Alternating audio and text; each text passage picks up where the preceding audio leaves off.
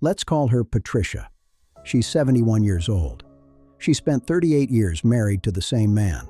She raised 2 kids, worked part-time jobs in between, and watched her husband build a solid career, one that came with a decent Social Security benefit when he retired. When he died, Patricia did everything right. She called Social Security within a week. She submitted the death certificate. She answered every question they asked. She was grieving, exhausted, and still, she handled her business. Then she sat back and waited for 2 checks to stop coming in and 1 survivor check to replace them. That's not what happened. 1 check came, the smaller one, her own retirement benefit. His, the bigger one, just stopped.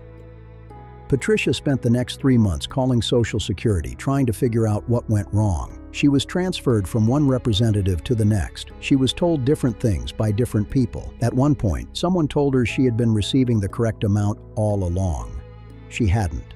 What Patricia didn't know, and what nobody explained to her at any point, is that Social Security survivor benefits don't work the way most people think. There's a specific rule buried inside the system that changed everything about what she was owed. And today, we're going through exactly what that rule is, why it catches so many widows off guard, and what you, or someone you love, needs to know before this ever becomes your situation. Stay with me. This one matters. Patricia and her husband, let's call him Gerald, both claimed Social Security at 67. Gerald's benefit was $2,400 a month. Patricia's own benefit was $980 a month. Together, they were bringing in $3,380 every month from Social Security. Comfortable, predictable, enough. When Gerald died, Patricia assumed the math would shift, not disappear. She thought she'd lose his $2,400 and gain a survivor benefit that matched or came close to it. She'd read something online that said widows could receive up to 100% of their spouse's benefit. She felt like the worst of her financial stress was manageable because of that. What she didn't understand is that the words up to 100% don't mean in addition to. They mean instead of. That one distinction. That's where everything fell apart.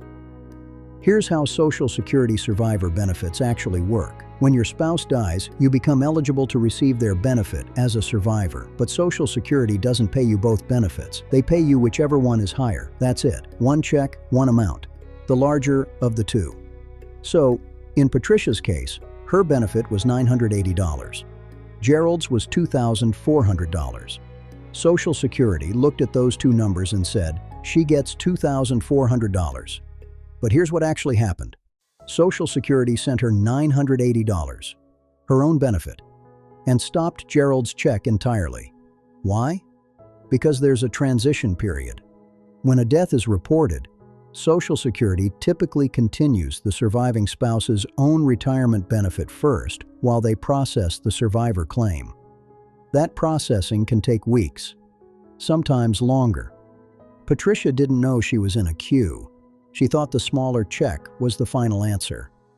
This is the mistake, not understanding that the survivor benefit is a separate claim and that it has to be applied for, processed, and approved, even when you've already been in the system for years. The death notification and the survivor benefit application are 2 different things. Reporting that your spouse died does not automatically trigger the survivor payment. You have to ask for it, explicitly. And here's the part that makes people genuinely angry when they find out. Social Security knows you're a widow the moment you report the death. They have your file. They have Gerald's file. They can see both benefits sitting right there. They still won't file it for you. Now let's go deeper, because this gets more nuanced.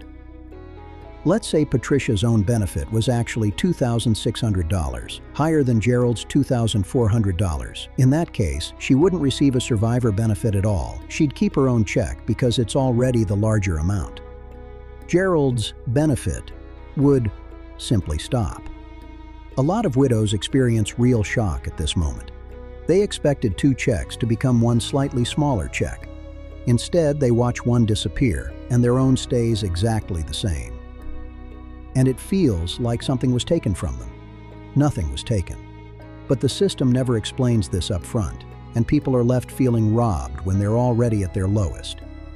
Now here's where timing becomes everything. If Gerald had delayed his Social Security past full retirement age, say he waited until 70, his benefit would have been significantly higher due to delayed retirement credits. 8% more per year for every year he waited past his full retirement age.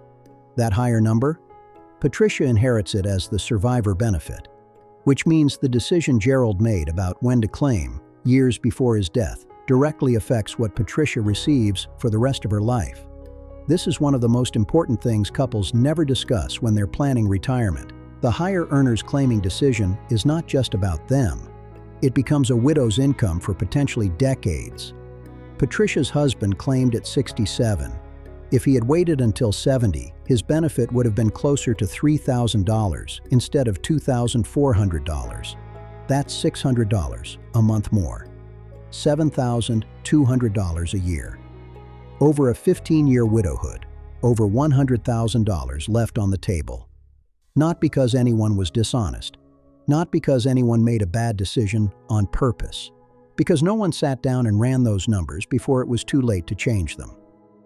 Patricia eventually reached a Social Security representative who actually walked her through what had happened. She was told to file Form SSA-10, the application for widows or widowers' insurance benefits, and to specifically request back pay from the date of Gerald's death. Yes, there's a form for this. There's always a form.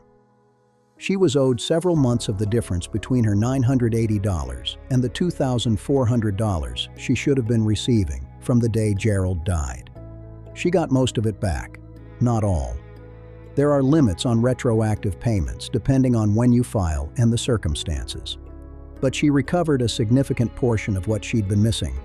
3 months of confusion, 3 months of wrong information, 3 months of a 71-year-old woman making spending decisions based on a benefit amount that was never correct, all because no one told her the survivor benefit was a separate filing process. She's fine now. But she tells every woman she knows, don't assume they'll figure it out on your behalf. You have to go claim what you're owed. Let me give you the clean version of everything we just covered. When your spouse dies, Social Security pays you one benefit, the higher of your own retirement amount or the survivor amount. Not both. The survivor benefit is not automatic. You have to file for it separately even if you've been in the Social Security system for years. The form is SSA-10. You can file it online, by phone, or in person at your local Social Security office. Request back pay from the date of death. But file as soon as you can, because there are windows for how far back they'll go. The amount you'll receive as a survivor is tied directly to what your spouse was receiving, which is shaped by when they started claiming. Earlier claiming means a smaller number. That number follows you. And if you're the higher earner in a couple and you haven't claimed yet, understand that your claiming decision is also a financial safety net for your spouse. Delaying even 1 or 2 years can raise what they'll receive for the rest of their life if you die first. That's not a morbid conversation. That's love with a plan behind it. One more thing worth knowing, and this one surprises people. If you remarry before age 60, you generally lose access to your deceased spouse's survivor benefit. Completely. After 60, remarriage doesn't affect it at all. So a widow at 58 who remarries loses the benefit. The same woman at 61 who remarries keeps it. 2 years. Enormous difference. This rule has quietly reshaped major life decisions for people who only found out about it after the fact. Know it before you need it. Patricia figured it out. She got most of her money back, but she spent months in the dark, cutting back on groceries, skipping things she needed, making decisions based on a check that was never the right number, because the system doesn't come to you. You have to go to it. You have to know the right questions. You have to ask for the right form. If you're widowed, or if your spouse is older, or in poor health, the time to understand survivor benefits is not after the death certificate is filed. It's now. While you can still ask questions together, while you still have both incomes and both brains in the room. The rule isn't complicated once you know it. The problem is, most people don't know it until they're already sitting with the wrong check in their hand. Share this with someone who needs it, a group chat, a sister, a friend who just lost her husband and doesn't know what she's actually entitled to. This information travels badly through the system, but it travels well from person to person. And if you want to go deeper, when to claim, how couples should be strategizing in their 50s and 60s, and what most people get wrong about maximizing their benefit. The video is right here.